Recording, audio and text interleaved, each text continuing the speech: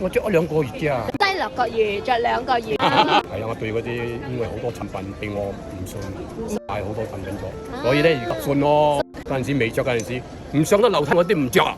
而家唔係喎，我75歲咯，仲精神，仲 happy。你話你着咗褲係買2個月，你有咩改善咗你嘅身體嘅健康？改善過好多，改善我個腳啦，即係上樓梯得咁樣，一步一步都上唔到，好似上到嗰個挨住地樓啊嘛，上一諗住上樓上我就驚緊先，而家冇咯，咁，翻到夾我受傷啊！我隔離嗰個阿哥啊，佢賣蛋噶嘛，我又唔識得佢噶啦，阿哥，你行路咁勁啊！我講係啊，勁啊！呢排我捉開嗰個 BE 嘅嘢啊。不過我哋有陣時都唔需要講咁多嘢咯。我咪着住個褲俾睇咯。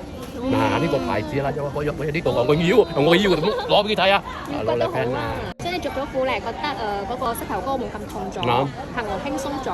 而家咁樣我好真㗎，而家可以你咁舒服冇？舒服，即係佢包住我哋嘅個腳啊，真係好舒服啊！